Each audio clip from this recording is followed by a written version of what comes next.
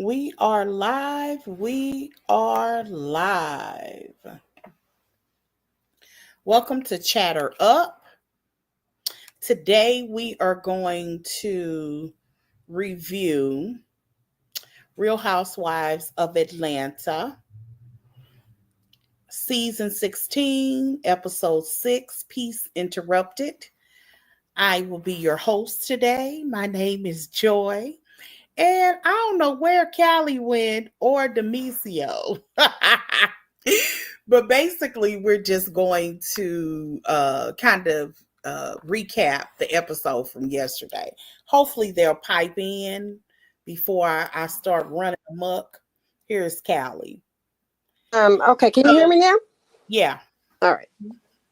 So I wanted to first bring up the chat stick moment of the week. Do you have something? I do. I don't, so go ahead. Okay. So I was just going to mention that there are several RHOA housewives doing YouTubes. I noticed that Kelli has one. Kenya said she was going to start doing one. Yeah.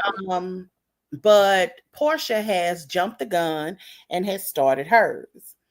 And I don't know if you all have had the opportunity to look at it, but Porsha she started hers in her bedroom. People have been talking about her house, which I think is crazy. I don't. Well, her bedroom, I didn't see it as junky. Well, it may not look like magazine ready, but I didn't think it was junky or anything. It didn't look dusty or anything. But I'm going to be honest, I really wasn't paying that much attention. And half of it I watched, and the other half I kind of played as I was driving.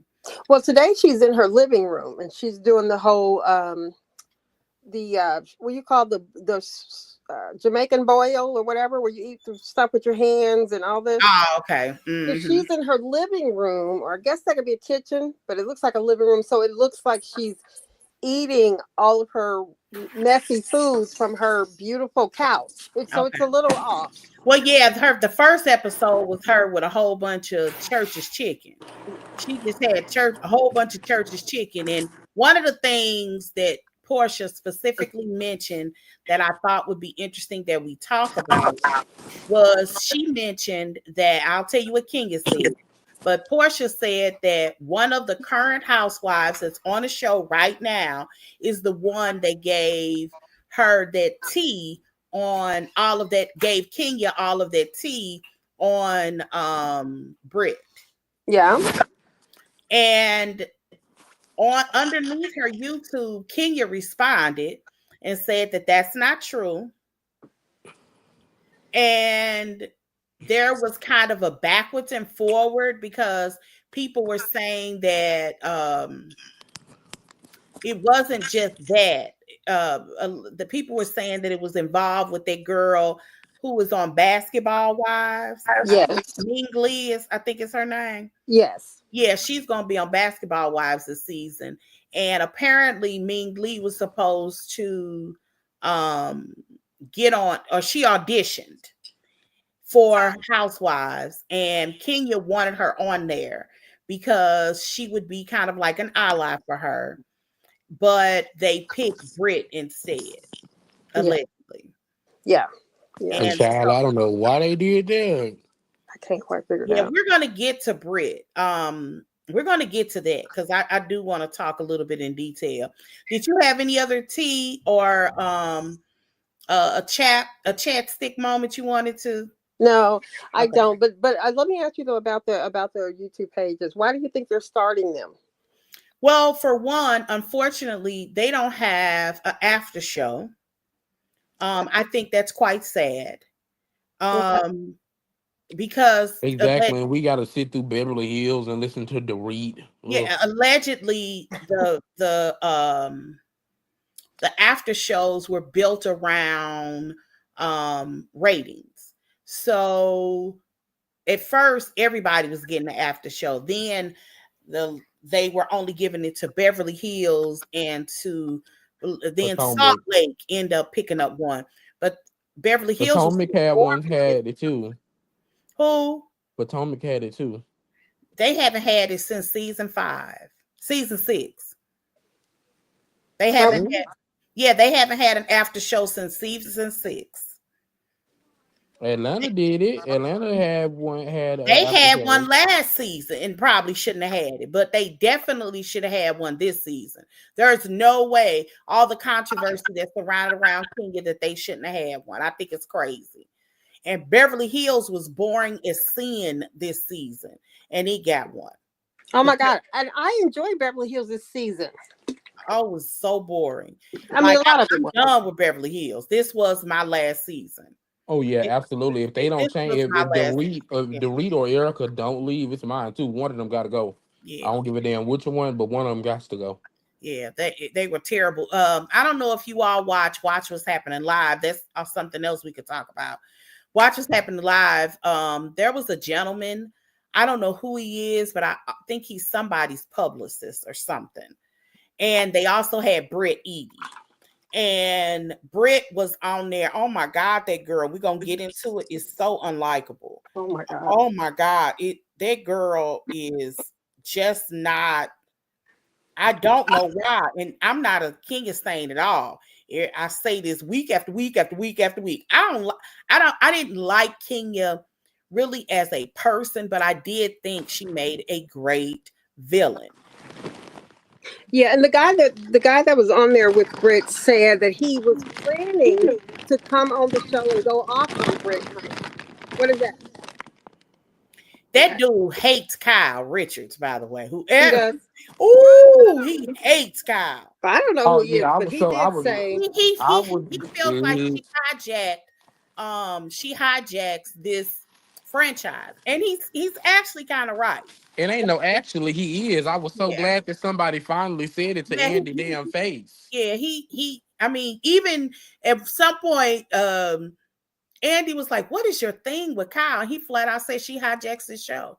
She walks around, be authentic, be yourself, keep it real. And that was like a running theme with her. She wasn't saying keep it real. She would say, be honest, let's be honest. Like that was her thing, season after season after season. Well, when the spotlight isn't on her, she demands honesty from everybody. But when the spotlight's on her, she wants to play with it. Kyle had all last season, and I mean, I admire it for manipulation purposes. And if I was on the show, this is how I would handle any scandal that was going on in my house. But it's still not fair. Kyle had a whole scandal last year, and she handled it in-house and basically threatened all her little friends from talking about it. Yet she did. So she had a whole season from like the first episode to the end, and nobody really confronted her about this woman that she was running around with. So when that happens, I mean, if she's really running that show and nobody's questioning all that, production is letting her do that. They are, but they had people like, you can say whatever you want, but you had somebody like Garcelle that's willing to ask the real questions. Like, say what you may not like Garcelle. You may think that she has a superiority complex. I personally think, maybe people felt like she was above the show. You can say whatever you want about Garcelle. She answered questions that the average person was asking out loud. Like, how are nobody really dealing with that? And all those moves that Kyle makes behind the scenes, want to talk off camera, those are manipulative chess moves. Those really are. It's not fair. We watched Kyle season after season say the same stuff to people. It's not fair. Yep. The guy that was on there with Brit last night, he said his plan was to come on Watch What's Happening Live and just read her the rules because he didn't like the way that this whole thing was handled with Kenya. But then he said after witnessing the episode, he wasn't so sure, so he didn't go off on her. Well, I get where he's coming from because look, I don't like Brit, and I don't, I'm a woman. I am a Gen Xer. Okay. In Gen X, we did not have computers the way millennials did. We did not have social. We were adults when social media was like a really, really big thing. So we grew up in an era where people were doing video cameras, but video cameras were very expensive. And people had them. I had one by the time I was in college. But we understood, I don't know if subconsciously, the stuff would come and bite you in the butt. I mean, you see us in Freaknik. I went to 3 of them. You know, it's things that I just would never do on camera. I understood that before social media existed. Millennials do things that, you know, when you're young, you're thinking you're just young. You're not thinking about one day you might want to be a politician. Like, that kind of stuff was on our minds. There is actually a Freaknik. I really wish I could show you as proof of me saying that exact thing. I was dancing to this. Me and some girlfriends were literally at Freaknik 1995 in lingerie in the Residence Inn in downtown on Peachtree. I know they don't mean nothing because it's a million peach trees, but dancing to Red Light Special by TLC. And I remember saying, girl, we gonna grow up and want to be politicians.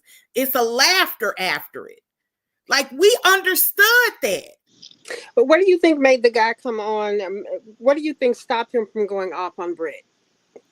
I mean, you do have to have empathy for the fact that it's not cool. What Kenya did is not cool. We don't even talk about the fact that it's illegal. It's not cool what she did. It's not cool what either one of them did. That's my point. I agree with knowing that. I wonder why he felt. What happened to make him suddenly not want to come on and go off on her? I agree with that, but you do, even when we can go ahead and go into the episode. The first scene opens with Brit and she's crying. I understand why she's doing that. I think she's lying about some things. And if I was her, I would take it as a lesson. This is a lesson. This is a really good lesson that you can use for other people. You know, some things you do will come back and bite you. Every boyfriend don't deserve that kind of footage on you. He just don't. A boyfriend you should never be that vulnerable for some dude. I mean, yeah, that's true, but I ain't gonna say to talk like that because I act like I ain't never recorded. So yeah, but there's people all in front of recordings now. I mean, I get that, but as far as her coming on the show saying Kenya kind of put it all out there, it was already out there, wasn't it? Not only was it out there, she proved that it was out there when she said she had the internet scrubbed of the information. Thank you. So she's telling us that it was out there. So yeah, she was a video cam girl. That's where a lot of the footage is. She said that, and that girl had. I know that that website still exists. By the way, if you Google her. There is a website that used to be hers. This is allegedly where Kenya got the information, and she used to be an escort. Now, the pictures are gone, most of them. Some of the pictures are still there, and she's naked in every last one of them. But she's in the pool, so you don't see her body, but you know she's naked because she don't have no shirt on.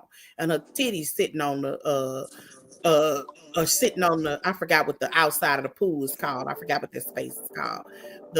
Where the concrete part is. Mm-hmm. She's naked in every last one of them. She's on a CD cover, literally face down, butt up. I know. Yeah, I mean, I've that. Like, that's she has a lot of footage out there, and while a lot of the pictures are gone, because those pictures are gone, the comments are still there. So they were still out there. So was it really in her contract that you're not supposed to have any of those type of listed pictures out there? I don't know where I heard that from. I don't believe that that's the case, because a lot of them do. What's her name? She does OnlyFans, and she just got a new show. Denise Richards? Yeah, Denise Richards. Yeah. I don't think that is the issue. My thing is, if you decide, if you were a webcam girl or whatever it was that you were in your past, and someone tries to shame you with it, I would have owned it. I hate to say you almost have to be a meal with it, but you do have to. There's a lot of things that I did in my past I'm not necessarily proud of, but what you're not going to do is what Kenya did is illegal, and the situation should have been reprimanded. I never will take that little bit away from her, but I just don't necessarily, I hate to say I don't think she's a victim, because she is, but I think she's playing it up too much, and I don't feel like she's taking ownership. And I believe that some of the footage where she's taking ownership is like in the confessionals. It's not in real time. It's in confessionals. Confessionals are filmed either midway through the season or after the season has ended. So in real time, Brit was as cocky as she was at that dinner or at that peace brunch or whatever that Kelli had at the end of it. It was so annoying. Yes, she was very annoying. But let me go through this. Let's go to here's some questions.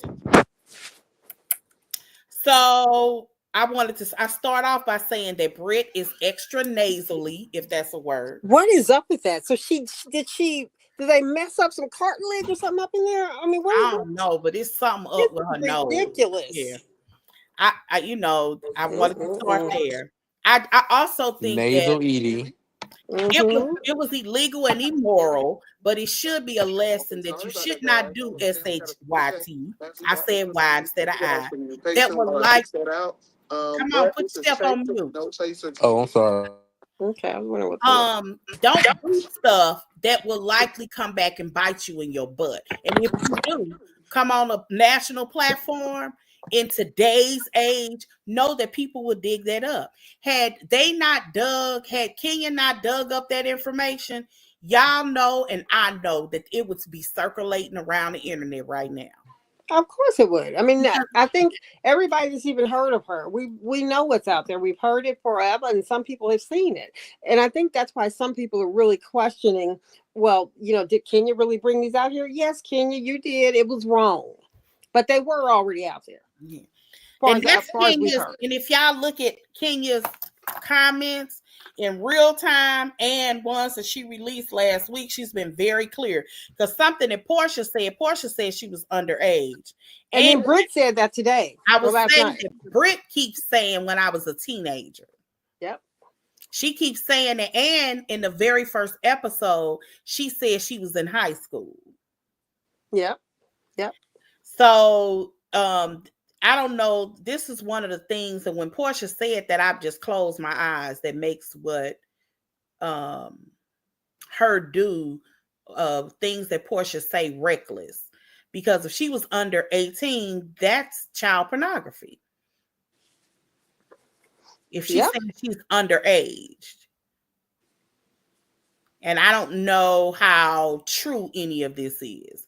Because Brit is a liar. She's actually been caught in a couple of lies. She's a big time liar. Yeah, she lies for convenience. And if you all want me to tell you, I'll tell you the lie she told. In real time, when this had first happened during the summer, Brit had put out a statement saying that she doesn't handle a gun. And then there's an interview of her on something where she says she takes her gun everywhere, even to the gas station, and she only goes to certain gas stations. Brit she's gonna lie when the lie fits her. Yeah.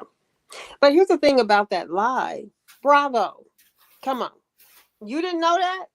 I mean, because I made that post today and I'm like, bravo, you've been bamboozled. I mean, clearly there's no way in the world they could have went to do any investigation the day of this issue between her and Kenya. I think they were just investigating whether or not at any point she pulled out the gun.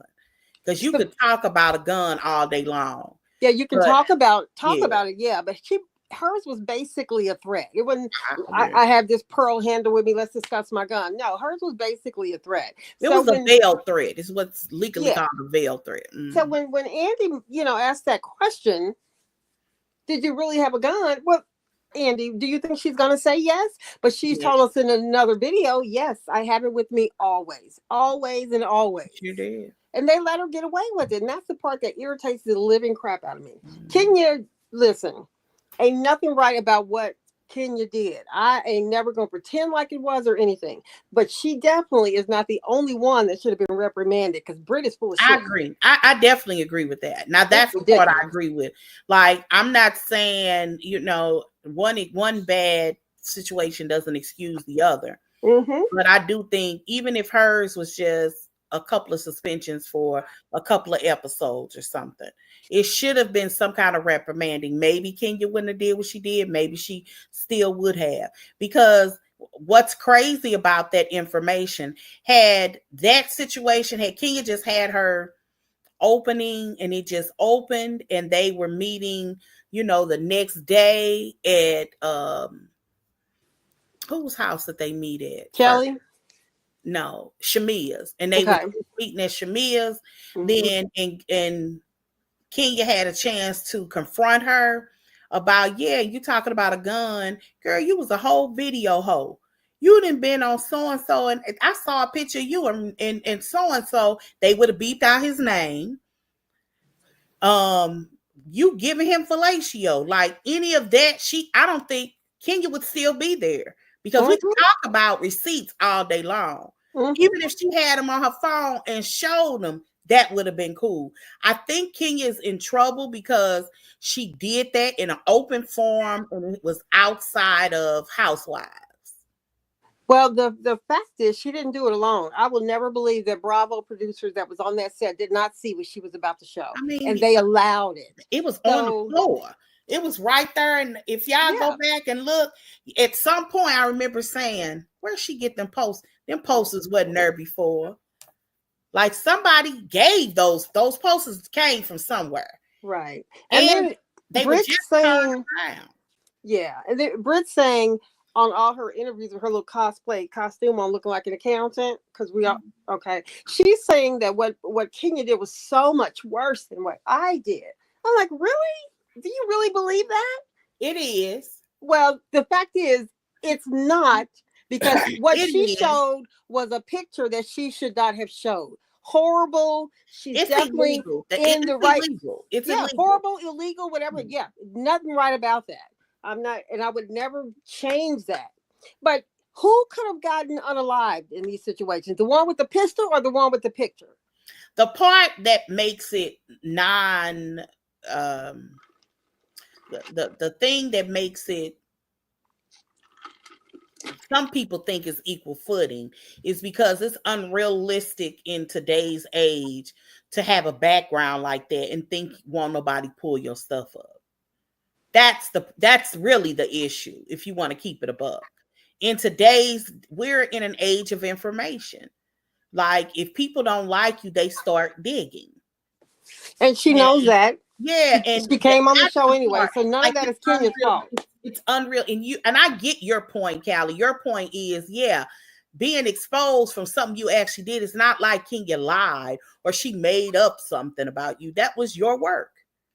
All that stuff you was doing, you did. You were not raped. You were not forced. And in some incidents, according to Kenya, you were paid $1,400. Right. And some of it she was paid for in regards to like video cam and and being a video girl. All of that stuff is paid work. She wasn't volunteering. So I understand why people who, especially those that love Kenya, feel the way that they feel, but it is much different in regards to legal, because giving a veiled threat is illegal, by the way. But it didn't matter. It's just harder to prove. And it's illegal in Georgia. Veiled threats. And a veiled threat is just an indirect threat. Mm-hmm. It's usually pulled up on terrorism. They were trying, they didn't get Trump on this, but when you say things like it's like mob kind of talk. You should do so-and-so. So-and-so, I needs to sleep with the fishes. I ain't telling you to kill nobody. I'm just putting it out there. Those are veiled threats. So yeah, veil threats or whatever threat title we want to give it. Right. You know, Yeah, I've been quiet Kenya's because I don't got nothing picture, to say. I'm sick of Brit. I'm tired of it. Kenya's picture would not have taken a life. Her pistol would Agree. I have. do. Yeah. Yeah. I agree. I Yeah. mean, I agree with that part, but she did not show a pistol. She was just, I thought she was talking out the side of her neck, but I understand being 3 weeks in and I don't know you and you Thank you. circling me because it felt like she was circling Kenya. She was trying to intimidate Kenya. Kenya wasn't saying nothing. I could kind of understand if Kenya was talking back to her, that would be a fair argument. You know what I mean? Argument. Mm-hmm. Kenya was shut. She shut up. She did. She She shut up. shut up. And they said that went on for a while. It wasn't nearly, and according to Porsha, them arguing at the table went on for a while. Yeah, it did. So But but in the end, it really doesn't matter because your pistol threats, you still have a job. Kenya does not, and I don't get that part. I really don't. I don't get it. A threat is a threat. If you're, I was disappointed that she was on Watch What's Happening Live. I couldn't believe it. I'm Yeah. like, really? I was disappointed, but but it is what it is. You know, people, if she's wrong, it's gonna manifest itself in the course of this season because I heard ain't nobody messing with her by the end of the season. Which should also tell Bravo something. Yeah, so we'll see. Anyway, let's move it along. At Shamia house, the girls sit around. We've already done that, and we talked about whether or not the girls think she went too far. Do you think if someone did that, is if Kenya was still on the show and Kenya had done it in a more private housewives way, could you ever forgive somebody for exposing you like that? I couldn't. Yeah, I couldn't either. I mean, no. Heck no. Heck no. Yeah. And I don't know that I've heard anybody, that would necessarily be okay with that. Right. She wasn't in this alone. That just. Yeah. Is Angela premenopausal? Is she what? Premenopausal. How old is she? I don't know. It don't matter. You could be 35 and premenopausal. Okay, so you could literally be in your late. I mean, she has a 22-year-old daughter. So if you got a 22-year-old daughter, even if she was 16 when she had her, she 38, 30, she 40. She's definitely premenopausal with a fan that often. What made Brit go at her for that question? Because Brit didn't go after, well, that came later. When they came into Shamia's house, she brought a fan. Mm-hmm. Yeah. And they were like, in the house too? Right. She always has a fan. She definitely premenopausal. And it is what it is. I don't really get hot. Well, my husband might disagree. Mm-hmm. Generally, because I'm normally cold. But at night, girl, it's 3 fans going in my bedroom. The ceiling fan, I got a little metal fan that I keep on the dresser, and I got a pedestal on me. Yeah, I ain't pre nothing. I'm in the midst of menopause. So yeah, it is what it is. But I don't carry a fan like that because I don't be that hot. I heard Kemper, I think he was the one that mentioned something about that fan. And I'm like, I didn't even notice the fan until other people started saying it. I didn't think nothing of her with having that fan. I mean, I didn't think nothing of it either, but until she tried to say she wasn't premenopausal, girl, please. If you in menopause, you can see that a mile away. It is what it is. If you hot, you just hot. But anyway, Drew, I have to ask this: why is she there? Like, she's really, so out of place this season. I'm gonna ask that probably every episode. Why is Drew there? I mean, because when I was looking at it, I'm like, why, Drew? I mean, Drew, what is going on? She can't talk to Porsha because Porsha's still holding some little, issue with her. She doesn't want to talk to Shamia. Of course, she's being friendly, but Drew looks at Shamia like, You really can't sing better than me. I don't know why Porsha thought that was me and not you. She just is not fitting in this season. And I love Drew. I want her to be able to stay there and get along with the people. And not that she's not getting along with people, it's just Porsha, but overall, she's not fitting in well to me. Yeah. And what do you think? I don't know. I think she was trying to hijack Porsha's people, and things aren't working out, so she's not fitting in. That's what I think is going on. I do want to mention that in that scene that Porsha mentions, she's sitting around and they're talking about I think it was Angela who asked her how that she feels supported in her divorce. And Porsha mentions that, this fantasy that she had where they would get a divorce, but somehow still be cool or friends. Because according to her, they have a family. Then she breaks down when she's talking about Simon ignoring her text regarding Pilar. So Porsha is like, she felt so safe and protected with him.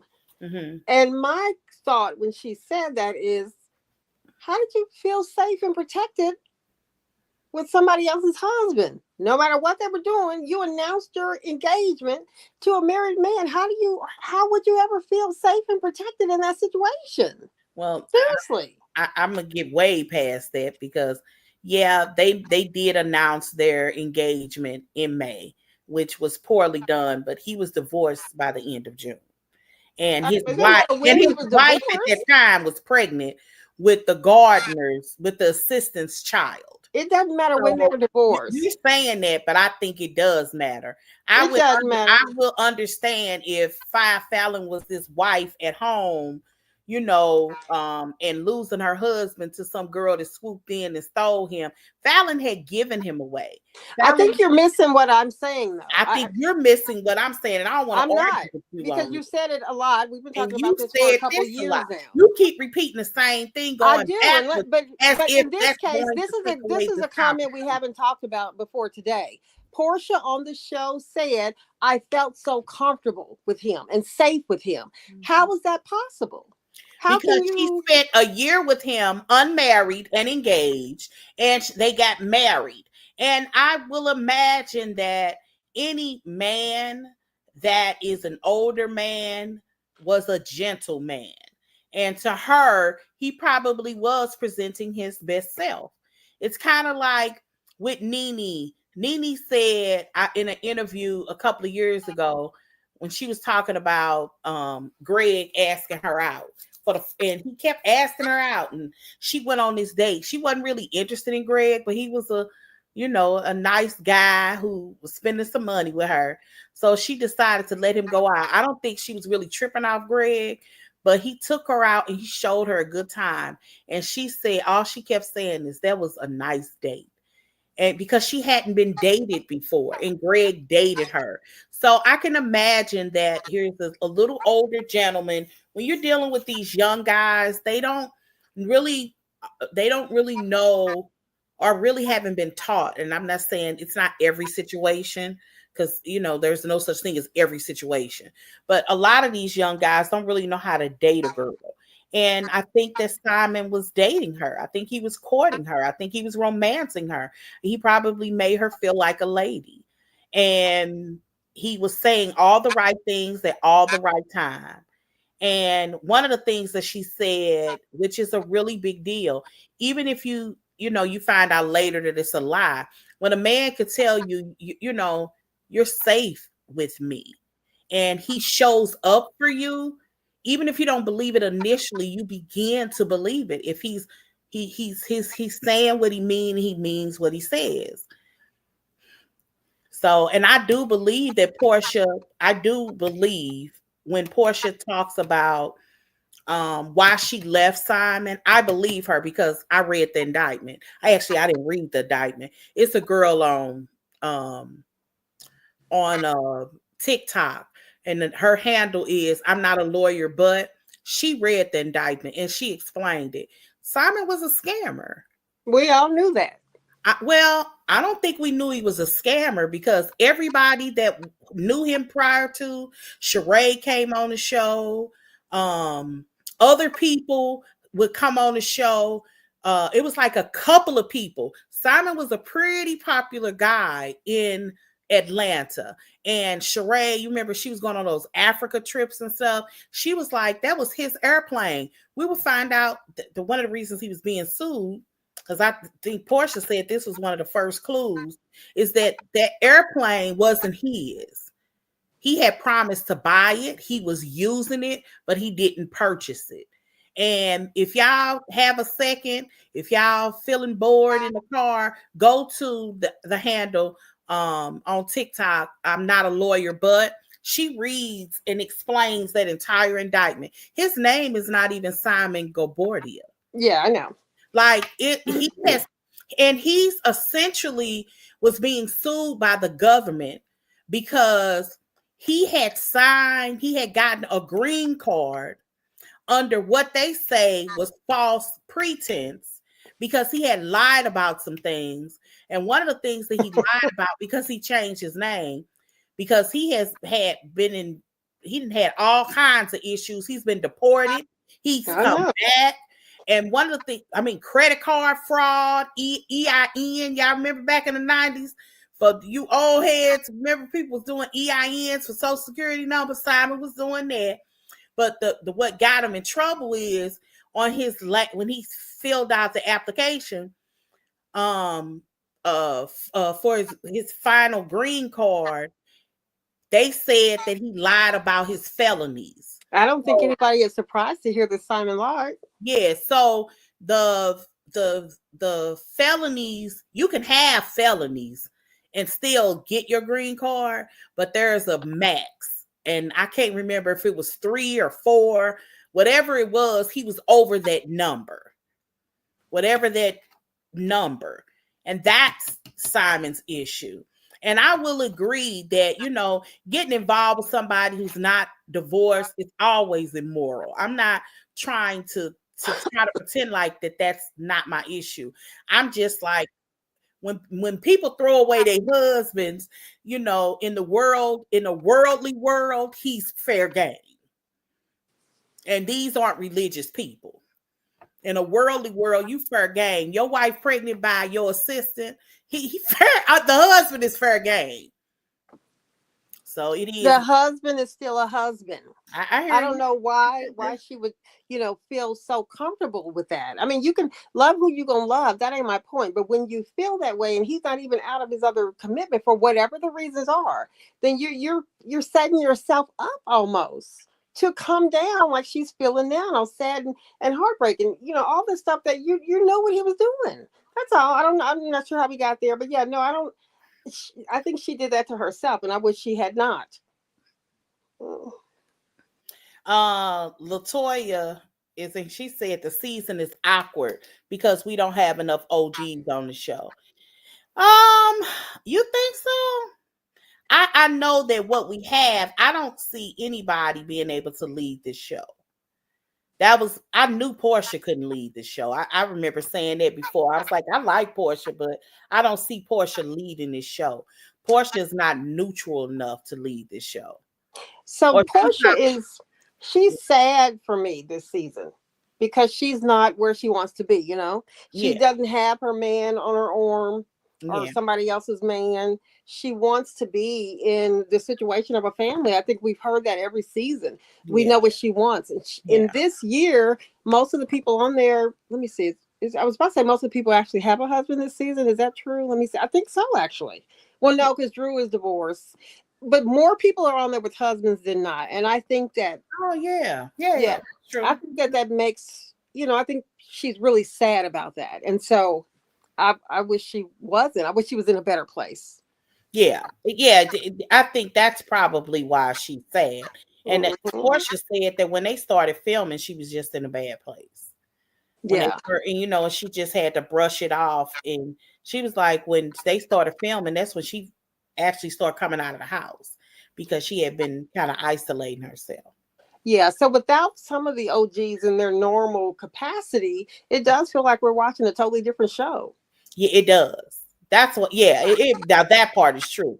Latoya is asking, did you hear what she said about Kelly's restaurant?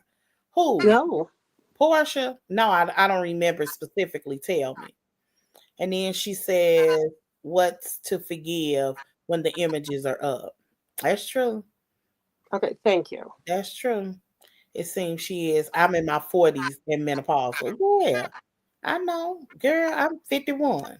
Look, I think I'm beyond men. I think I went through that, and now I think I'm done. How when does it end? I think I'm there. She has a personality disorder.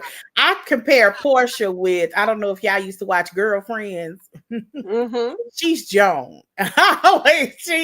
She's Joan. Portia's Jones, and Shamia is Tony. And in a very specific scenario when Tony was getting married.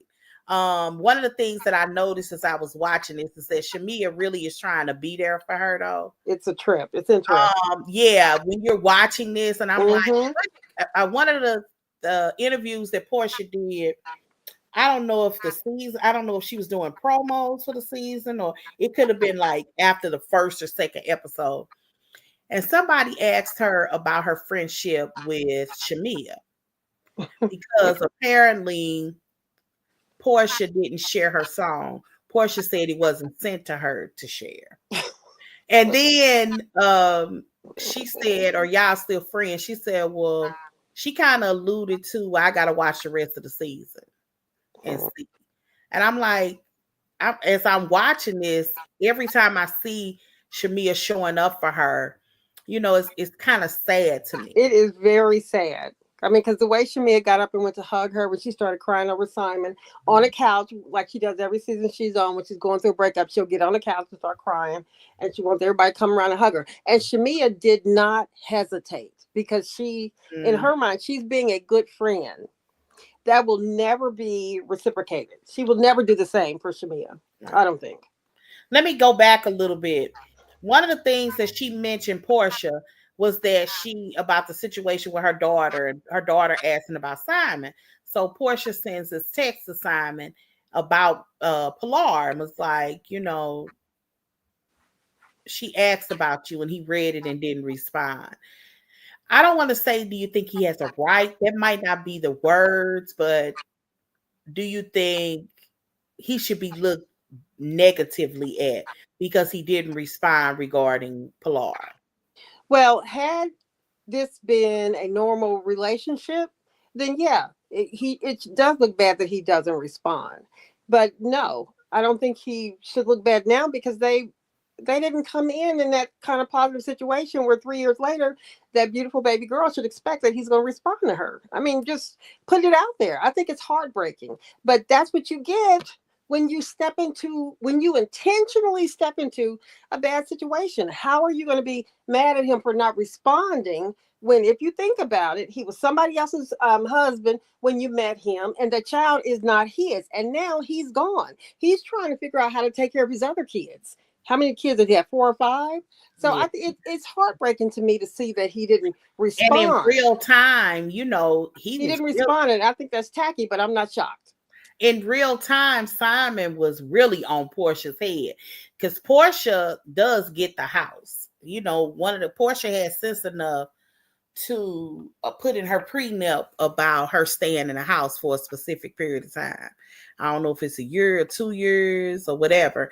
Simon was trying to prevent her from showing it, but she wins all of those cases, by the way. But I hope she can keep them. Yeah, you kind of get the impression that she's trying to buy the house herself. I don't know what's going to happen with that, but that she had sense enough not to do that, considering, and they said in an article I reread, it's back, goes back to like whenever she won those cases, like in September or something. One of the things that they had in the article is that they spent a whole year working on their prenup. That's why Simon ends up losing every case in regard to, what was laid out. Because the argument with Porsha and her lawyer was the reason they spent the whole year laying it out was so they wouldn't have an issue. When Simon divorced filing, because they had an airtight and very structured prenup. Porsha jumped the gun, but just to kind of put this in perspective, he applied for the divorce or filed for divorce in March. They were legally unbound to one another by the end of June. That's how it was supposed to be for Porsha. But Simon was trying to throw out the prenup because the prenup is clear. Porsha gets the house, Porsha gets the car, all his gifts. She had a really good prenup. And That's good. And she wins all of that. One of the things that she said is that him in detention and ICE don't help the situation. It actually prolongs it. Mm-hmm. But she should have been divorced. She's right about that. Simon has been, and he's been dogging her in real time in the press. Yep. I mean, I think that's very immature. And I understand they're going through some crazy mess. I don't think he should be responding that way. But I hope that Porsha can keep it. I know the paperwork says, okay, you can have this. But when she made the comment that at Kel's event, when she says, I ain't over the abandoned, I'm trying to pay for my lawyers. And which takes me also back to the YouTube. They know that she won that. He has to pay her lawyers. That was in the prenup too. Like she has it. It's out there. It's articles already out there. When she won that case, it was like September, October. I don't even know if they were still filming. Porsha won. Porsha's prenup was airtight, and that was one of the things that she put in there is that he has to pay the lawyer fees. So all of this stuff that he's stretching is on him because they should have been divorced, but really, because she filed right after Valentine's Day. They should have been divorced while they were filming. So she's made it clear that she is hoping that, the Pampered by Porsha sheets and the hair and all that really makes her some money because that's her only income. So she made that clear. Mm-hmm. And before I knew what you're telling me about the other things she won, and now she's on YouTube. And some of these people are making thousands of dollars a month on YouTube. Yeah. So when I see her talking about that, and then she's really focusing on the hair and the sheets, and now she's on YouTube. I think she's trying to bring in her money. Yeah. And so that's kind of what I mean. I hope she's able to keep everything that the paperwork says she can have. But if it's not paid off. Yeah, they weren't. No, the house not paid off. So then that's my point. Hopefully she can keep that. Because that was one of the things. I don't know if she negotiated differently. But when Fallon got a divorce, when he and Fallon got a divorce, Fallon only got like $50,000 a year. Yeah, that they were together, and I'm sure. But according to Porsha, he asked her to leave her job. So whatever her salary was, Simon would have had to pay out of that. Okay, so I'm assuming whatever. But not once their divorce are completely through, he's not, right? Correct. Okay, so hopefully she's, that she's still making money on her own, is what I'm saying. Yeah, because I know she's not where she wants to be. Yeah, and dealing with him, I don't know. Yeah. So it's gonna be it's interesting with him and ICE. I don't know what the situation is going. I don't know how that's going to fare well for her. Right. So could he have responded to the text? Maybe he couldn't. Oh no, that he just got locked up. He just got locked up like since Trump has been in office. Yeah, but can they reuse it? Can they send text? I don't know what the lockup means. Do they have access to send text messages? I don't know, but this was happening. I doubt it. This was happening during the summer. Last summer. Happening during the summer. Summer. He got locked up probably within the last month or so. Okay. Yeah, he hasn't been locked up. He's been locked up since, ICE been on the mission. And I don't know, they've been targeting Africans too, because here at one of our popular African restaurants, ICE pulled up, it looked like 50 deep with paddy wagons running into a African restaurant.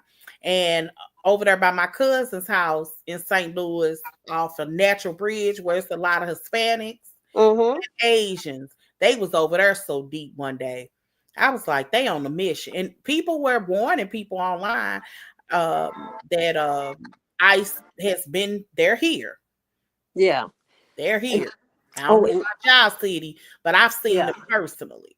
Well, so like one of my neighbors is a house full of people that might not be registered. They might Mhm, not be citizens. And mhm, I've been worrying about that like almost once a week, mhm. thinking, when am I going to walk up in the house and see that they're over there? Because they were over there before all this, was a couple years. ICE was over there and they had these people, like 20 people sitting in the driveway. Yep. And we're like, what's going on over there? Mhm. But they haven't been back since Trump is on. So every day I'm kind of wondering, are they coming today? Are they coming tomorrow? Are they coming? It's scary. I hate that for anybody who has to go through Yeah. that. Yeah. That's scary. Yeah. But anyway. But yeah, look, we can keep on going. Here's a question about from Shamia's issue. Michael Jordan is Drew's cousin. Do we What was believe the point of that? No. No, I her? don't, LeBron James. No. But Oh, what she, made her say that? Did I, what? I don't know. She I said, want her to fit in. It's just not working. What's with the so what? I mean, why did she? What's? I'm just shut up, Joy.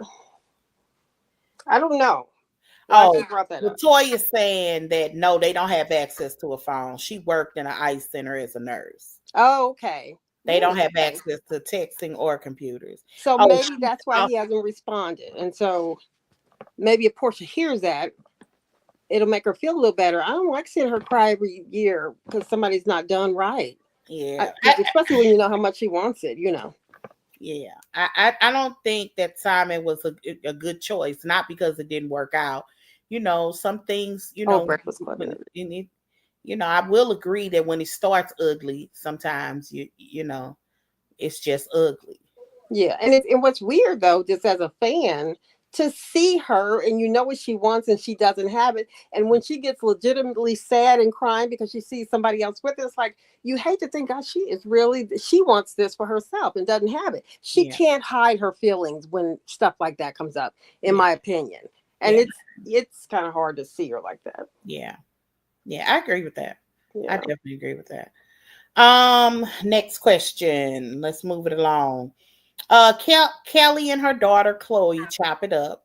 Oh my God. When I was watching it, Mm-mm-mm. I I'm a child of divorced parents. Mm-hmm. That stepchild isolation among the siblings and his dad or the mom is a really real thing. My father had got custody of me after my parents' divorce, Mm-hmm. and my dad remarried, and she had a son, and then they had two kids together, our little brother and sister. And I grew up in a house where that was everybody's mother but mine. Mm. And then when I ended up moving with my mother, my sister ended up leaving. So it was just me for a long time. But eventually, like his children were moving to St. Louis because his children grew up in either Arkansas or in California. Mm-hmm. So what there's an isolation of that's everybody else's something, Yeah. but not mine. And Yeah. when that situation falls apart, you're kind of left with this feeling of, you know, Mm-hmm. this person did raise me. Like my stepmother and I think I call her my boneless mom. We're still good. We're still close. Yeah, that's We good. don't talk every day. I'm not gonna lie and say that, but we talk pretty regularly, like shooting the crap about what's going Mm-hmm. on in life. She knows. We know her. She knows my children. We visit. We make sure special holidays. We are in touch, and she comes here. She doesn't live here, but she comes here, and I've definitely visited her. And Mm-hmm. it was awkward, but after my dad passed, that relationship still didn't end. So Kale's daughter, I think she said that her husband took her daughter in when she was 2 or 3 years old. Is Yeah, that? And so to think, I mean, that to me, you would think that would be an automatic thing. I mean, you've been raising this girl since she was 2 years old. Yeah. And now she doesn't hear from you. So that's a little different for me. He's been there most of her life. And you're not even talking to her. I think that's really, really sad. And I think that can affect her. And it looks like it's going to, especially when she said, what if I turn out like you? Oh, Yeah. That's Just bad. it's a sad situation. I Has don't she ever said what's he do? Where'd he come from? Who do we know? I have no idea. Okay. So he's It's not like just a football player or real. I have no idea. okay. Okay. I have no idea who this dude is. Yeah. But she was obviously with him for a long time. If her daughter, did she just turn 17 or 16? I think 17. Yeah. Yeah. So she's been with him 15 years. Wow. So it's a significant, if her daughter was 2.5 or 3, she's been with him 14, 15 years. That's a significant time. Yeah. And That's sad. I'm sure he feels some type of way too. I'm assuming if he has a heart, he feels some type of way. So, but he has control over it though.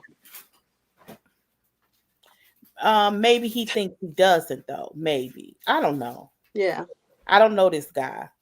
Maybe I don't know. I have no idea. I can't get in the mind of a man in this situation, but I would imagine, you feel some type of way. Mm-hmm. Like, you know what I mean? Like, Yes. if you're with somebody that long, you're like, I know this is my daughter, but I care about you. I love you. Whatever. I mean, I don't know. You would assume. You would assume. And well, I was about to say it's kind of what Ken does, but Ken ain't never been married. He still keeps his girlfriend's daughter like it's his daughter. Oh, correct. You know what I mean? So, correct. but in a relationship, when you break up with somebody, if you raise that kid, I hate that stops. Yeah. Just for that one kid. I mean, that's ridiculous to me. Yeah. I don't know. Drew, one thing I learned about that scene with her and Ralph is that Ralph pays all the bills and he not paying for that exterminator. Listen, what are we trying to exterminate? Is it I mean, what's going on? It's probably something he got in that basement that needs to be exterminated. Right. Sorry, I had to leave the house. Oh, okay. Yeah, that was Demetria. Okay. Next thing, this is so funny to me. Okay. I don't know why this irritated me, but I didn't even watch this whole scene. I started tuning out. I think I started playing solitaire. I'm just gonna say this. I'm sick of these housewives singing. All I keep thinking about. Thank you. All I keep thinking about is this SNL skit that they had on many years ago. It was the Disney Princesses of Hollywood or something like that. And it was like, Beauty for Beauty and the Beast. Yeah. That was all the princesses. And Beauty sung, so she's like, I got a new track. And they was like, okay, another one. And she was like, be our guest, caviar, Versace, be our guest. So when I was watching this, I'm like, oh my God, Shamia has talent. No doubt about it. And I heard her song and Drew's song. One of Drew's songs is a hit. It's this new. All of Drew's songs are really, really good. Yes, it really, and it's old school R&B. We definitely don't have that anymore. But, so I appreciate it, but I'm irritated by these scenes. Thank you. I don't know why. It's like we've known Shamia for years and we've seen her and Porsha do the national anthem at the little basketball games and stuff. But from the moment she got on the show, it's like, I'm here just to show y'all I can sing and I'm going to put out this album because I'm on film and I don't want to see it. I don't want to see it because it's like, okay, you're not here. I don't know. I don't want to see it. Yeah, I'm so irritated by it, girl. I can't really even explain why, but okay. It's crazy. I'm just, I mean, I wish her well. I do, and I'm actually, I listen to Drew's. Same, yeah. I wish Shamia well too, but it's just old. It's redundant. It's getting so tired. It's like here we go again. Yeah, I can't. And we could go to Shamia and Porsha's one-on-one when they're all sitting around.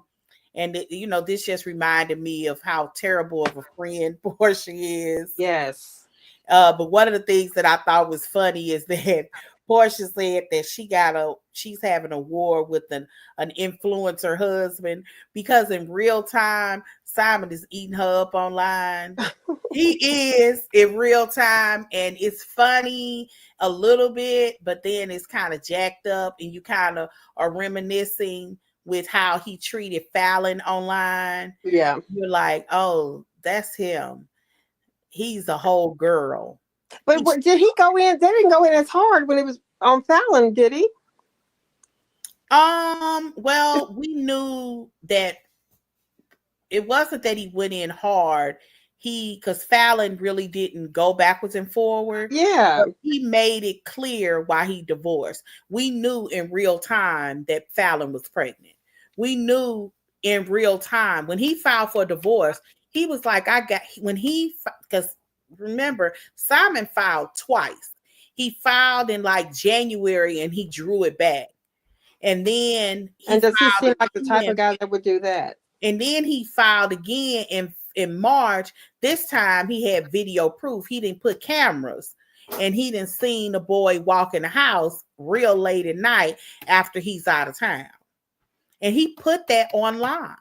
Yeah, we all saw it, and I'm glad we did. Yeah. But we also know he was cheating, which is why she started cheating. And don't nobody care about what Simon's doing. We don't know that. That is an assumption that not one person has proof of. Did he deny it?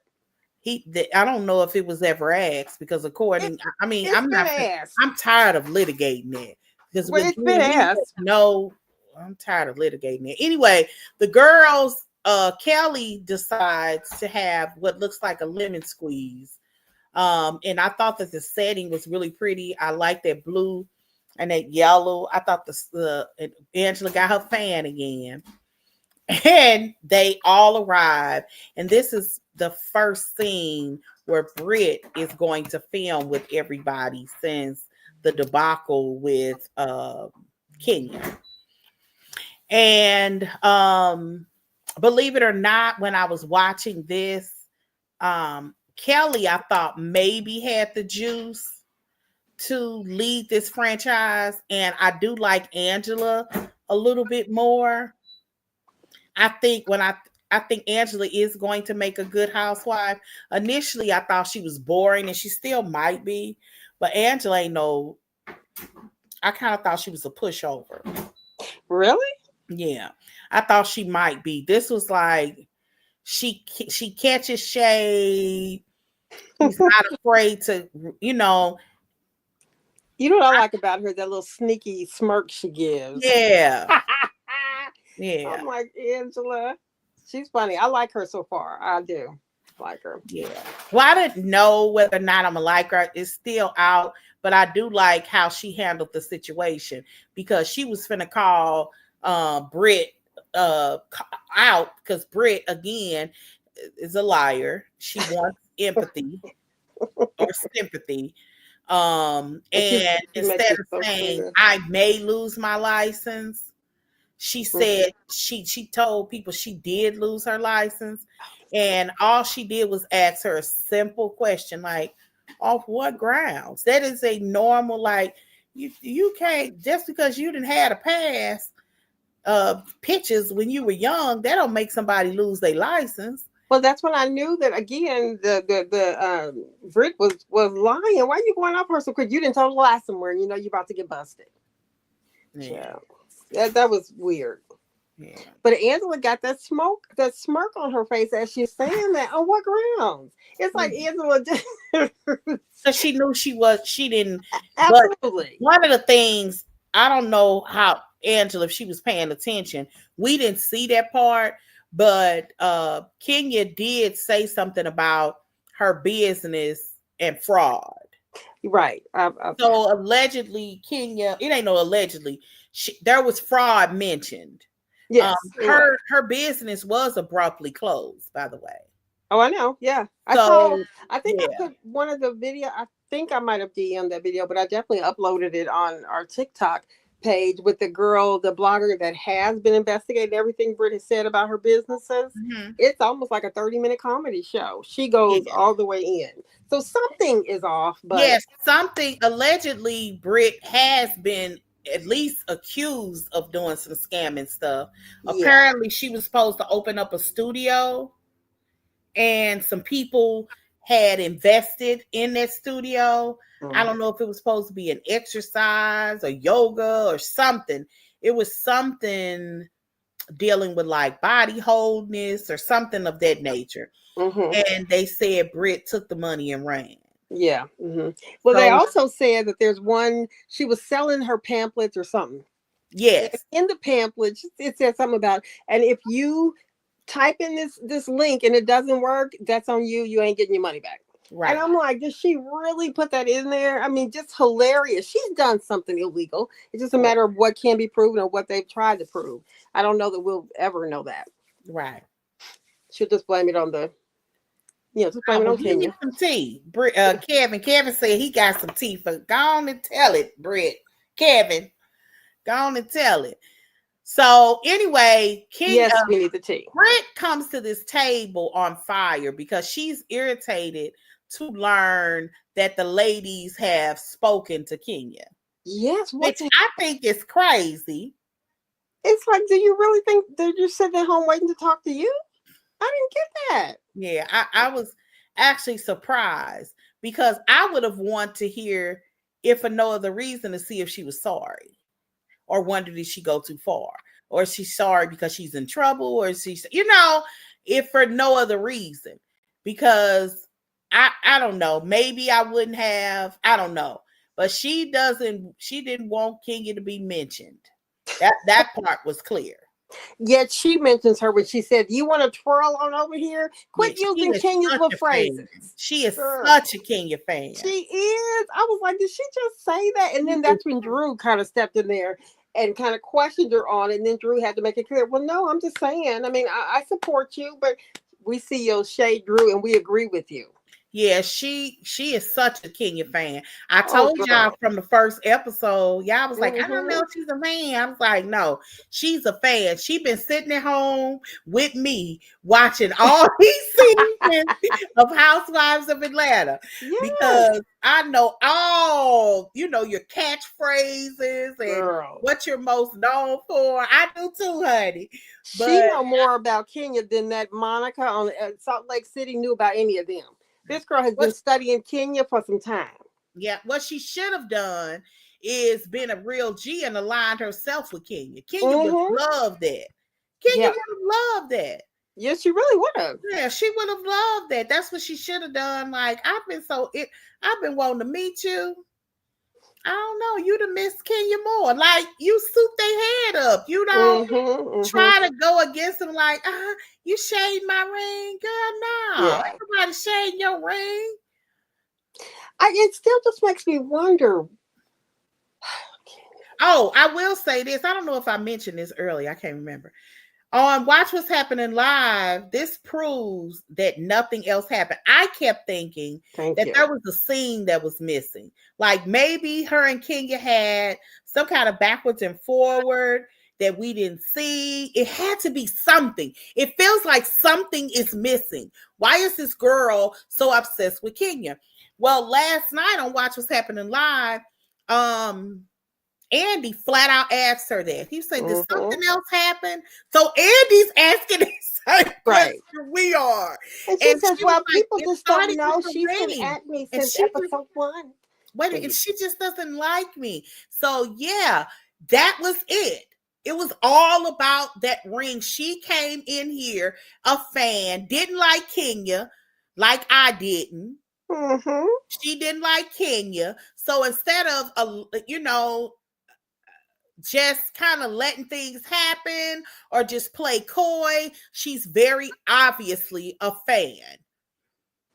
She really is. And I mean, it's just ridiculous. She's so condescending. Even when she was talking to Drew at the table, and she was like, oh my God, you're such the comedian, honey. And because the nasty work that she's done. And so nobody all talk to Kenya. Girl. So Kevin, I can't see the comments as usual. Did he put it? Okay, let me read this. He says She was on a podcast and said, "Yeah, we already said that, Kevin. The Yeah, part about said I that. keep my gun all the time. Yeah, she always has. Whenever situations are conflict, we have certain people. Yeah, I heard that. Yeah, a lot of people, they pulled that receipt, and people's like, why is this a thing? That's Atlanta. And I was like, yeah, except she said in real time that she not only didn't have a gun, but doesn't handle guns. That's what she posted in real time. Her words. Her words, not mine. Always. And yeah. she probably did have her pistol in her car, and that would have probably been fine. And you know what? They didn't check on that same day, I bet. So it don't matter. They didn't. But Kenya, they said that Kenya stayed back with their show. Porsha stayed back with Kenya, according to Porsha, with their showrunner, because they said that's why they cut out a lot of it, because Kenya felt unsafe. I could tell that. Well, I couldn't tell they stayed around. But when Kenya was standing there at the passenger side of Porsha's door, kind of just standing there, not moving, and then Porsha said to her, so you coming in? You ride with us or what? And she said, oh, yeah, you ready to go now? Oh, yeah, I'll get in. You could tell that Kenya was nervous because she was just in that uncomfortable position, not sure where to go. She had every right to be, and that should be important. But Bravo showed us that it wasn't important to them. Yeah. And right, because they couldn't prove that because she didn't bring out the gun, they really dismissed her claims. And again, I don't like poor Kenya, but I've always said this. I always felt like production didn't either. I've always felt like that. And they are always felt like whoever she was against, Kenya was always the bad guy. Yep. I was like, even like with the exception of when Marlo got her peach, they were giving Kenya kind of a little break, and they let Marlo kind of be the but Marlo didn't want to play it up too much, but because for whatever reason she was attacking Candy, which I thought was so weird. But yeah, but it was what it was. Marlo, to me, is a terrible person either. The bottom rung, but I it is what it is. I'll never forget that one. But yeah, Kenya, I don't like Kenya, but I always liked her for the show. I thought she always made a good villain. And so even after what we've seen Kenya do at the salon, there's still a lot of comments you see out there online that says, I don't even like her, but she was done wrong. Why do you think so many people are supporting Kenya over Brit? Those that don't like her. Because we are real fans of the show and we can recognize our own. Yeah. We can recognize the fan. And that is that's why I always thought the combination of old people and new people could be a disaster. You almost have to bring in their real friends in order for it to move a little smoother, which is why Shamia is so well received. You almost have to go back to the original formula. The original formula was like real friends. Yeah. These forced situations, it's okay to add new people, but they should have gotten 3 friends. If you want to add 3 people, cool. They should have been real friends. Yep. If they had 3 new people that were real friends joining the show, it would have been more cohesive. But when you added 3 strangers, or people that weren't unfriendly, but you could tell that they weren't friends. They may have known people from around the way, but they weren't friends. Yeah. And you can tell that they have to go back to the original formula. The original formula in all of the franchises were real friends. Now, they may have sprinkled in 1 person, possibly 2, but I don't care if it was New Jersey or OC or Atlanta. All of those were Nene's friends. Nene handpicked everybody on the show, with the exception of Lisa Wu. That was a Bravo pick. Deshawn literally lived in her neighborhood. She didn't know her. Yeah. But she knew her. But him, she knew. Sheree, she knew. You know, these were their real friends. Jersey, all of them knew each. They were half of them was family. Was family, right? You know, I don't know about New York or OC. I didn't watch that, but even like the original cast of Salt Lake. You know, you have to get back to that formula. That formula really does work. I don't think they'll be able to get back to that. You can if they had like, I know Porsha got some more interesting friends. I know that Kenya. Why won't they bring a friend for Kenya? Like, that was crazy to me. Kenya should have always had. Now, people could argue they brought back Cynthia, but no, they should have brought a friend for Kenya. Somebody should have been Kenya's real friend. Somebody should have been, I don't know, who else is original? Just Porsha. Who's the OG? Porsha and Kenya. And Phaedra when she comes. Oh, they're going to bring Phaedra. She's not an OG, but she is. I know why people say that. Because both of them, they came in season 5. Phaedra didn't come in until the 5th season? Porsha and Kenya came in. Okay. I think Phaedra came in the 3rd or the 4th. Phaedra may have come in the 4th season. I remember. I have her in my mind has been there since season 1. No, Phaedra came in. I don't know if it was Candy came in the 2nd season because they got rid of Deshawn. In the 3rd season, I think they added Porsha. I mean, Phaedra.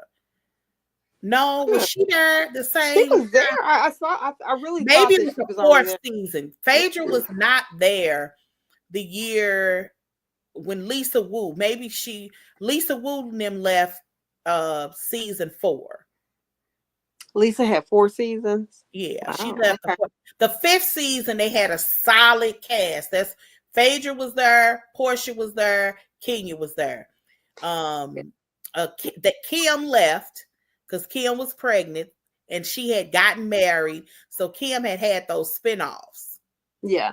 So that's when she left Housewives the first time. And because remember, at the very beginning of season 5, she gets into it with Troy. They were trying to go on vacation and Kim was pregnant. Croy, yeah. And she was pregnant with their son, their oldest. Jake from State Farm. Yeah. So, yeah. You know, that was the season 5 was the best. That's the season I always rewatch over and over again. Season 5 and 6 were like good. It was just an excellent cast. Yeah. I mean, but now even Kevin says Phaedra came season 3. Okay. Yeah, I knew it was after Candy. Candy came season 2. So she was there 3 and 4. Okay. What year did she have a baby? Oh. Phaedra? No, it couldn't have been 3 because she was pregnant with their son. You're right, Kevin. It had to be because when she came on season 3, she was pregnant. She wasn't pregnant season 4, but she ended up getting pregnant some of season 5 and didn't know it.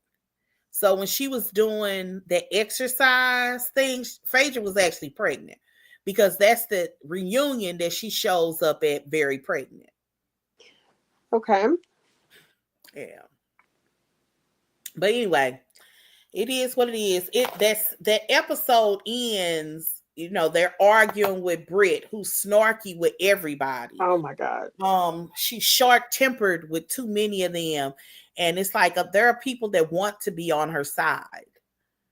But she's so defensive that she can't even see that those people, nobody there agreed with what Kenya did.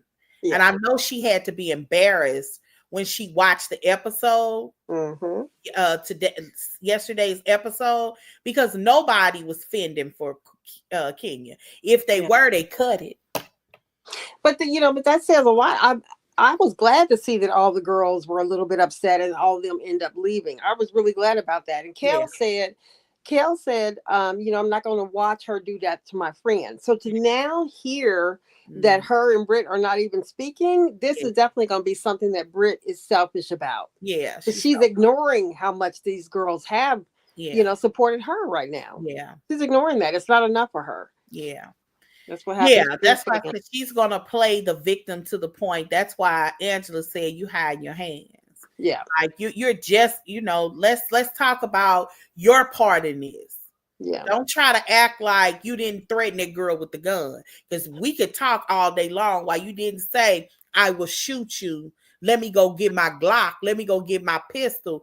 If anybody in the hood in the midst of an argument and you mention guns, that's an automatic. Kenya did right. You don't even talk to you no more. Because I don't even know where your head is. Because I don't. Like, I'm not going to sit up there arguing with nobody who's talking about pistols. And I don't know you. I've been knowing you 3 weeks. Kenya said that was the 3rd week into filming. Only the 3rd week. How is it? How is it that Bravo is supporting the newbie over the OG? I don't think they like Kenya. I've been saying that. I just don't think they like Kenya. And nobody likes Brit. And so I don't think Bravo wants a lawsuit because let's keep it a buck. While she couldn't sue her in what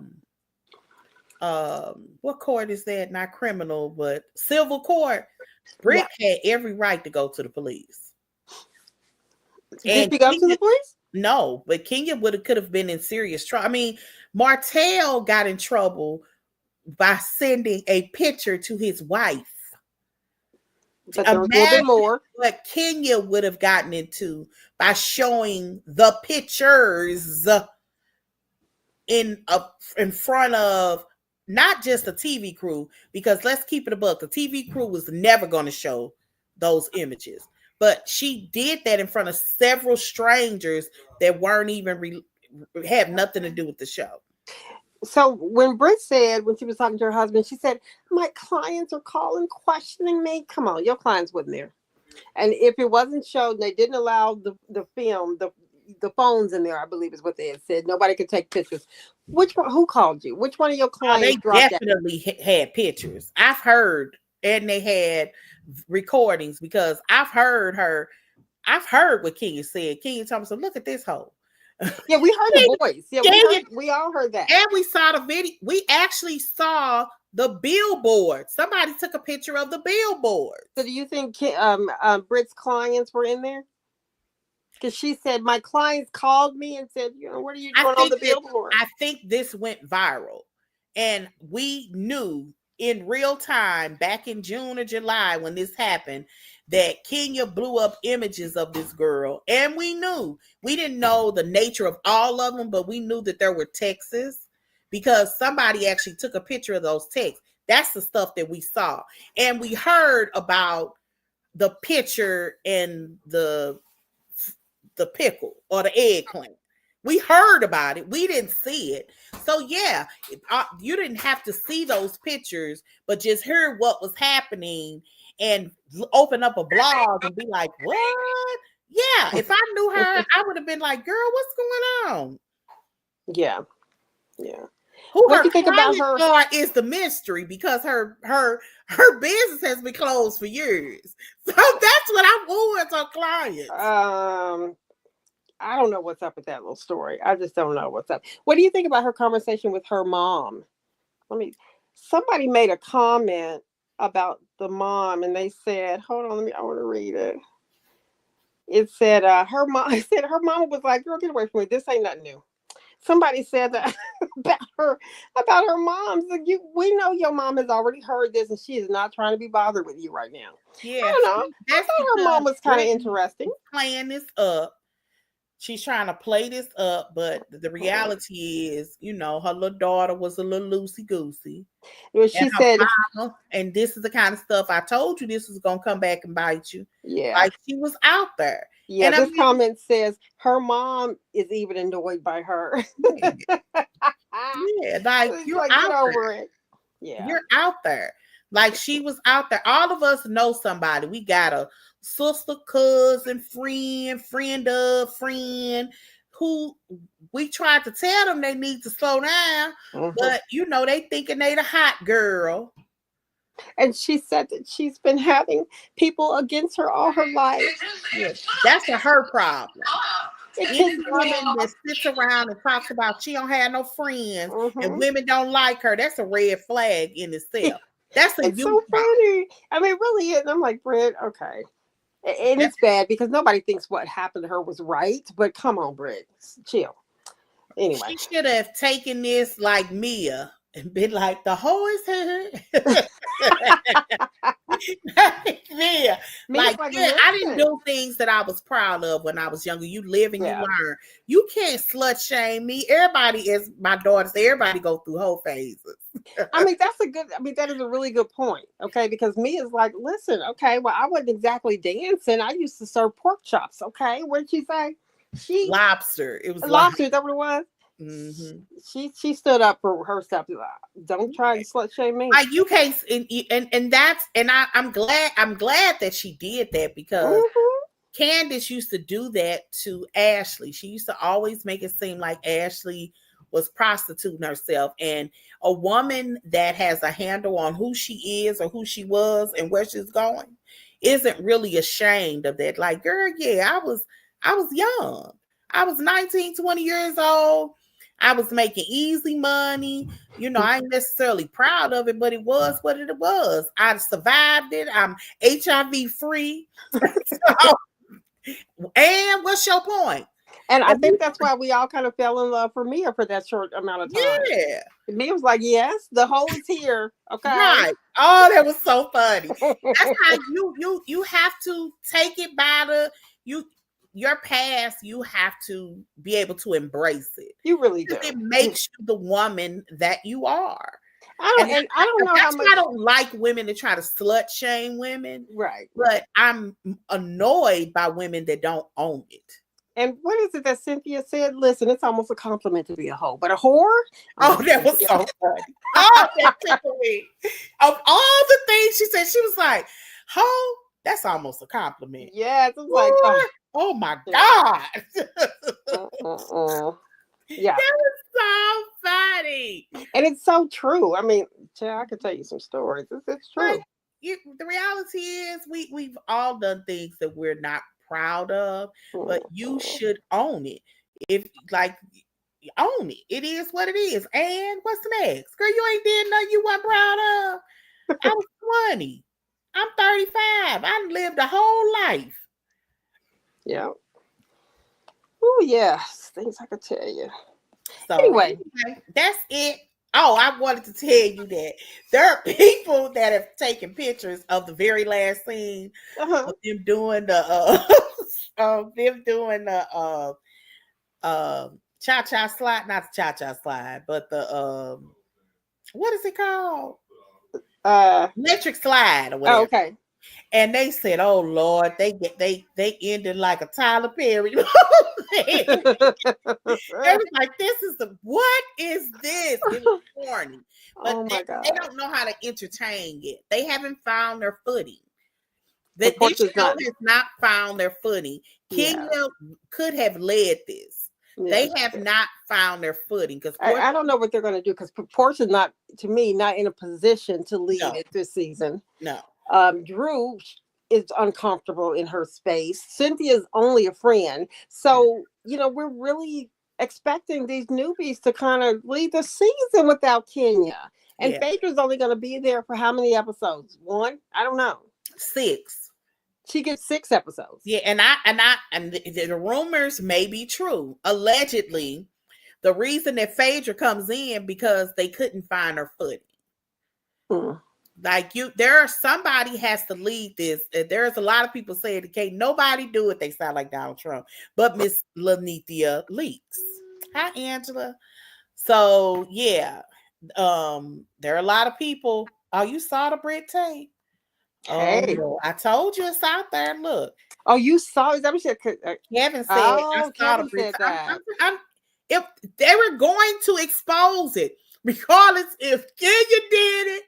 Or if she was, because she seemed like somebody who want to act all arrogant, like she don't have a past. Yeah, but she's the wrong one to try to even. I mean, we can see you had a past.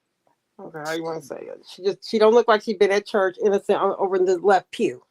That's all I'm saying. Right. I mean, if there's a picture of her and her husband that's so distasteful. Like I don't know. Your husband is normally protective of, his wife, and they like men, especially men of means, they like to believe that a woman's sensuality is and sexuality, but really more sensuality is exclusive to them. What did Andy say about the husband last night? He said, "You're very calm mannered. You're just mild mannered." He was kind of shocked because the guy is really quiet. He's just kind of there. Did you notice that? He gives me pimp vibes. He gives me pimp vibes because my husband under no circumstances would be okay with me with my legs gapped open and post that bullshit online. Like, something really weird about them that I can't really put my finger on. And I don't mean literal pimp, like now got her in the corner, but he's okay with his wife being exploited in a sexual way. Or he was, because that was before not since they've been married though. So I think he is like, I know my girlfriend has a past, but she's a wife now, because that don't always happen. A lot of hoes don't always necessarily turn into. I think he knows what it was, and he's there to take her in a different direction. That's honestly what I think. Oh Lord. I mean, it is what it is. We're gonna see, but it's something about them that I can't figure out what it is.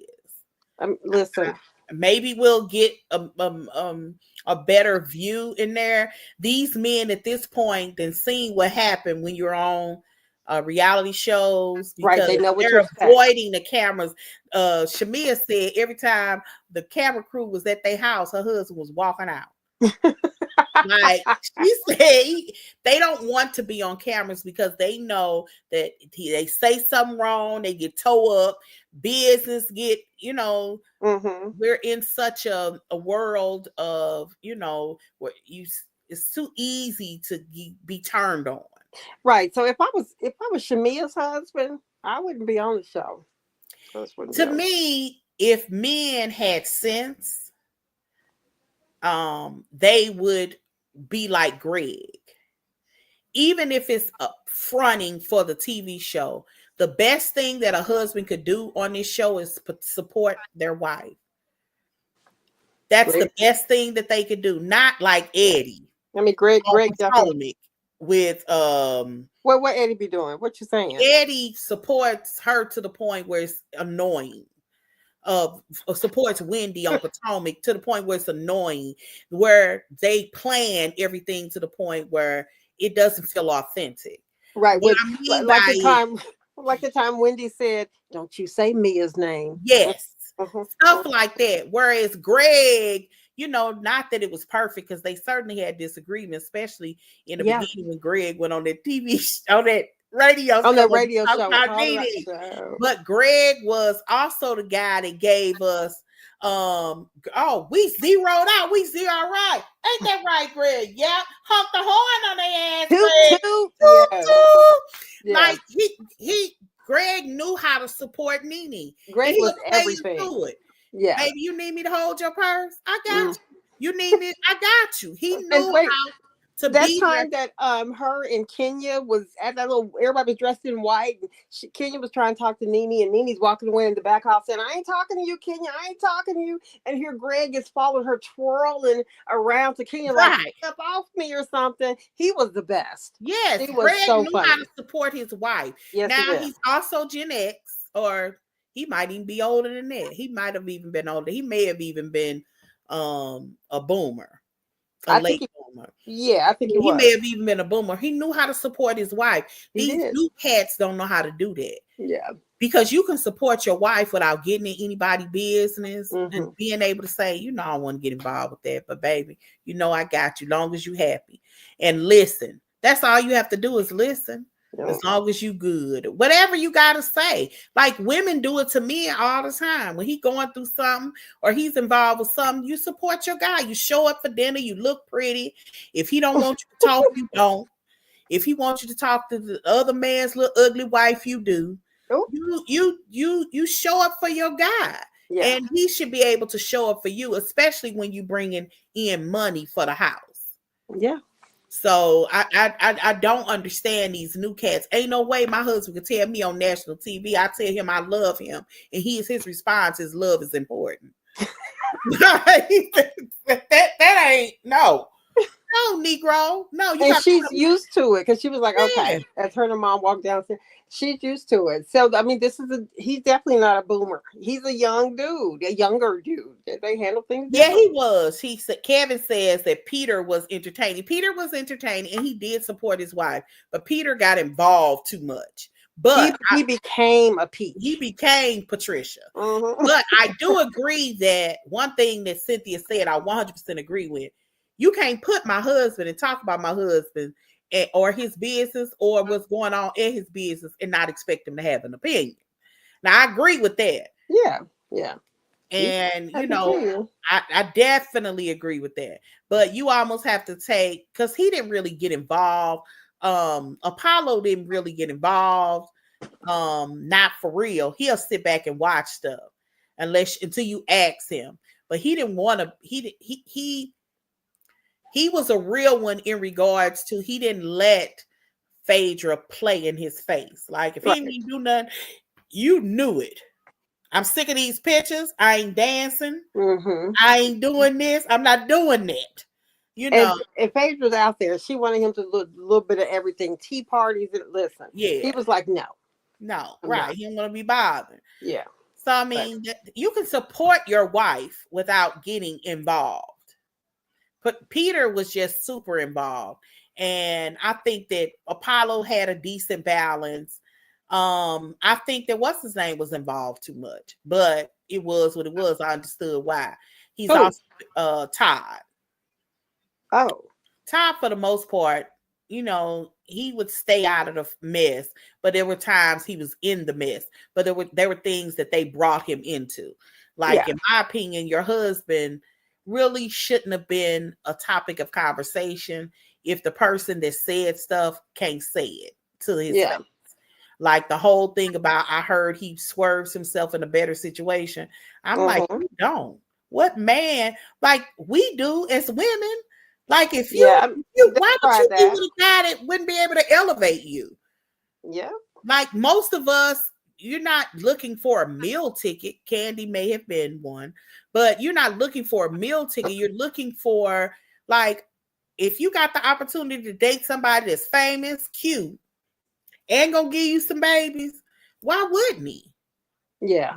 I mean, he signed away his life when he signed that prenup. So they almost didn't make it there at all to the wedding because he didn't want to sign it. They worked through it though, and they've been married 12 years.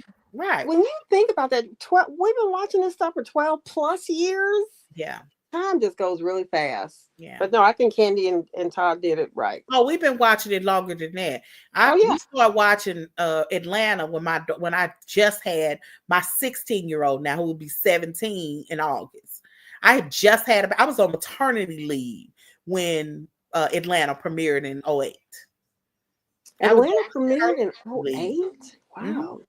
In 2000, I was on maternity leave. That's how I remember. I remember folding clothes in the living room. And I don't know why I remember this. I couldn't tell you what I had on Friday with a gun to my head. My life depended upon it.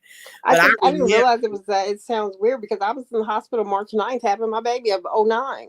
Wait a minute, when did Barack become? Was that 2009? Where we at? Yeah, he was president in 2009. No, he was 2009. president in 2008, but he was inaugurated in 2009. Mm-hmm. And I was in labor on March 4th. Yeah. Yeah, my baby was a newborn. I stood in line with my newborn in the rain. It was drizzling with an umbrella in her stroller. Aww. He had a job and she needed him for balance. Yeah. And her mama didn't like it. Yeah, I don't think that was a bad. I don't see anything wrong with that. If I end up meeting somebody who's rich and could take me to another level in life, and they, like I said, it ain't like Candy was ugly or some dog-faced girl. You know what I mean? They were on equal footing. They both had a daughter. You know what I mean? He could take her places. Right now, Todd and Candy are producing. That's Todd stuff. Yes, it is. And they've done a lot together. They are the most successful producers on Broadway. That's his stuff. And that's amazing. Yeah. Yeah, that's his kind of stuff. They elevated each. I didn't think that was a necessary conversation to have at that time. I get it because you ain't got nothing else to talk about, but I never did think he was using her. I never felt that way either. I mean, look, it wasn't what Candy said the one time. So what? My baby came up. You must think I look really good. You sitting here telling people. Right. So no, I think they have a good relationship and one that some people would definitely be able to look up to. I ain't mad at them at all. And I know that's what Porsha wants. So hopefully she'll, get a better situation. Porsha needs to do a drive back or a turnaround. What do you call it? Not a drive. What do you call it when you circle back? She needs to circle back because Dennis wants her. Dennis just has to be mature. Dennis probably will make a good. He's just not mature. He's still. I don't know why he would be tripping off some little shaking booty girl because Porsha still like to twerk and stuff, but he's still. I don't know what he is today. Maybe he's grown up a little bit, but because he had enough sense not to make babies across the Atlanta. He has sense enough not to do that part. So I mean, as far as we know. Yeah, as far as we know, and Porsha does want to have another baby. I'm sure he wants a son. I just think that maybe she should consider it because he seemed like he wants her. Yeah, but she doesn't seem like she wants him. Or maybe she does, because she sure got pissed at Drew. But she doesn't seem like she wants him. And somebody asked her that, I think, once on the show, and she says, we've looked at that, I've thought about that. No, there's nothing there. I don't think she wants him. He did cheat when she was pregnant, and that broke her heart. And I don't think he's ready not to be. I think she loved him, though. I do believe that she loved him. But I can't imagine that, when you're pregnant, you're so vulnerable. And at some point, in that pregnancy, everybody is able to perform. You don't feel like it. Things hurt. Things are swollen. And to feel like your man, okay, the scene that stands out to me, I've thought about this more than once. When Porsha was going through pictures and she was looking at those pictures and looking at the dates and was like, that's not real. That's not real. That wasn't real. She was in love and he was still kicking it with other people. So I understood that, because for one, that's something my silly butt would have done, because I've done that before. You'd be looking at stuff like everything, you thinking everything is good and it's not. But Portia's in love with everybody she's with. I mean, I think she really did love Dennis. Like, she had a baby by him. Porsha too had been out there. Yeah, well, yes, she has, but she had a baby according to hers because he had money coming in. That's why she started spreading her legs wider. But she's also said that she just loves love, and when she's in a relationship, she will do everything to show love. Just think about all the guys she's dated on the show. Even the football player that she tried to they were looking for apartments together, she treated him like he was the king, while he's over here in the back room looking like, what's this girl? I ain't trying to meet her whole family. I think Porsha loves everybody. I mean, that may be true, but she may be the kind of person that, you lead with, your nose first. Your nose is what you got. What you got? You got money, da-da-da-da. Because she obviously wants a man of a certain financial standing. So she leads with her nose, but her heart is right behind it. Because I think that she loved Cordell. Cordell, she led with her nose. What can you offer me? Oh, you got that? I'll give you a chance. But I don't think she's one of those heartless people. And the reason I say that is, if you don't really like somebody, you ain't trying to have no babies by them. Like, because she could have had she did try, but she could have had babies by anybody. She could have opened her legs to anybody. It's not that, and I do believe that it was a situation like Candy said. Porsha was kicking it with people, Dennis was kicking it with people, but one day it just got serious because the reality is, how babies are made. You either protect yourself or you don't. When you don't want no baby, you can prevent one. We are not, in today's age, you ain't even got to go to a doctor. You can go to Walgreens and buy you 3 months worth of birth control for $60. Well, I do think it's interesting. I do want to see where she ends up in her relationships, because she's had quite a few, and they just haven't hit the way she wants them to hit. So yeah, I think that'll be interesting to see where she goes, what she does. Kevin asks, I have a question. What really happened with R&B Divas that Ty produced? Well, he was working with Carlos King on that. I heard they fell out. I heard that's kind of what I heard. Yeah, I did too. I don't have any details, but I remember hearing about that as well. And the reason that I say that is because y'all know that show that they had on maybe 2 years ago. Mm-hmm. With the R&B Divas. What was that called? The one with like Aubrey O'Day? Yeah, with Aubrey O'Day and Livia. And they were trying to get the name of it. Allegedly, they filmed that at the similar time that R&B Divas was on. Mm-hmm. That they filmed that many, many years ago. And they finally got it a spot. And for the most part, you didn't see Todd at all, but you saw him in the credits. Yeah.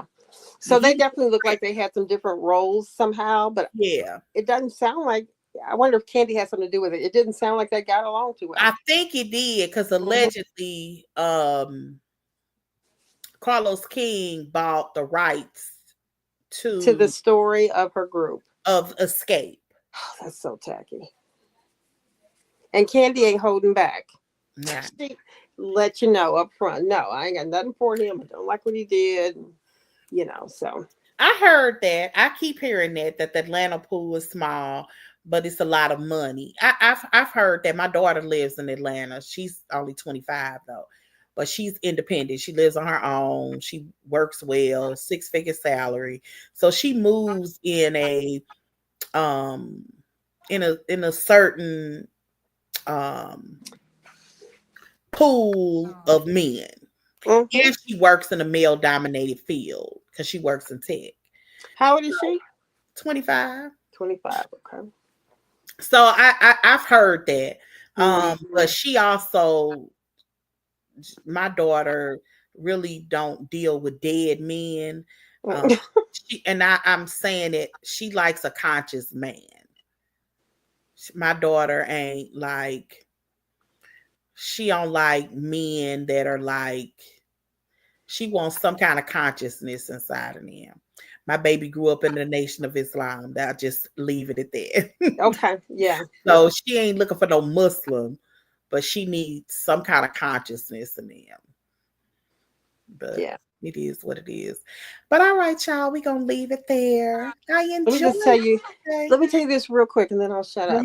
When you talk about the Muslim wedding, I mean, I've been to one Muslim wedding. Mm-hmm. And Joy, that ceremony was so interesting. When it got to the point where they said, you will love and obey or something like that, mm-hmm. Everybody in the church we all started laughing. And then the guy getting married started laughing too, because we knew, I was there with a friend of his. It's obey on both sides though. He has to say obey too, and she has to say it. It's on both sides. But she didn't agree with it. And she kind of made it known that day, and they still got married. I haven't talked to her since. So I wonder if they're still married, but it was such a different I'd never been to a wedding like that before. Yeah, when my husband and I got married, it was both obey on both sides. He had to say that, and I had to say that. But I think it's more, obeying like God's words and not acting like a hoe on the street and all that good stuff. I don't think it ain't. I don't think it's like obey in the manner that people want to make it like, I want you to go get up and go to Walgreens and get me a cold pop. Boy, if you don't get out my face. Because that's That's No, kind of everything we always thought about it. And when no, we were at that's the not what wedding, that it means. came in that way. It definitely came in that way. And I think they divorced after a year. It's just, I'm just saying. But anyway, that was it. I just thought I'd throw that out there. I mean, that's in itself. Like if it was all about a babe, people wouldn't be getting a divorce because I Yeah, and guarantee 9 times out of 10 she initiated it. a what? She probably initiated because most of divorces are initiated by women anyway. It probably was because she didn't. I mean, yeah, she wasn't. I'm like, okay, yeah, she didn't. She wasn't up for all that. I'm gonna do everything type thing. But he made it clear that is what he expected. We used to talk about it all the time. But then she got married. I ain't seen her since, and I heard that, and that's been a long time ago. It didn't work. Okay. I got you. All All right. right, honey. I will see you later. And Yes. y'all, thanks for tuning in. I hope Thanks you for enjoyed tuning the show. in. We'll be back Monday, or if anything happens with Brittany before then, we're gonna come on out here. Okay. All right, love. All right. All right, y'all have a good one. Peace out, y'all. Bye-bye.